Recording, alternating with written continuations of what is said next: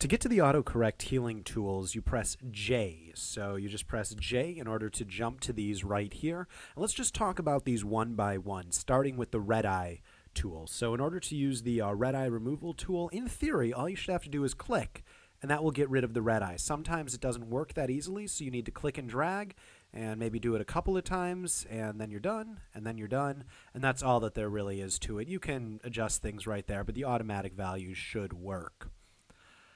The spot healing brush here, let's switch out images right here. The spot healing brush, in theory, should be able to look at something such as a wire and then be able to remove them automatically. While there are options that you can right-click on, I suggest changing the size with just the square bracket key. So, with just the square bracket key, so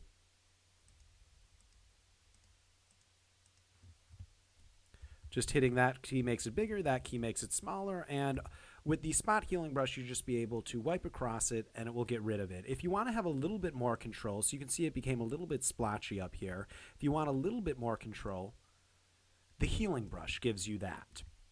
And the way the healing brush works is instead of just clicking and dragging, you hit Alt, then you click in order to sample, and then you drag, and it copies and pastes from the place that you hit Alt to the place down here. If you right-click, it's the same options that you get, and it gives you slightly more control. In general, you want to use sampled, you want to uncheck aligned, and current and below is almost always the right option. And that's just in case you have a color adjustment layer.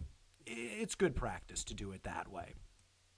Next tool, the patch tool. The way that this works is you select around an area like this, you click and drag, and it copies and pastes that in. So there we go. We have it fixed right there. Not a problem. Obviously, if you have a more troublesome area like this, the patch tool isn't going to do such a good job, and nor will the others. And then right-clicking gives you, pretty standard options that don't help you all that much. Content-aware move tool is a new feature inside of Photoshop CS6, and it has two main options. It's actually two tools in one. One is move, and one is extend. So with move, what you do here, let's just select around this, and now if I click and drag this down here, in theory, it should set the head down here. So it takes a little bit to analyze, and then it should get rid of it up there and set it down there. Perfect.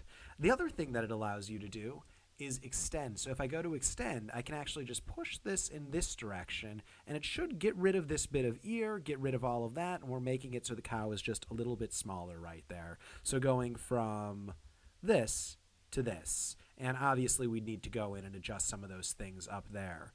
For the full 4-hour Photoshop crash course, click on the link below. And to get more of the tools, just click on this link inside the video itself. Thanks for joining me.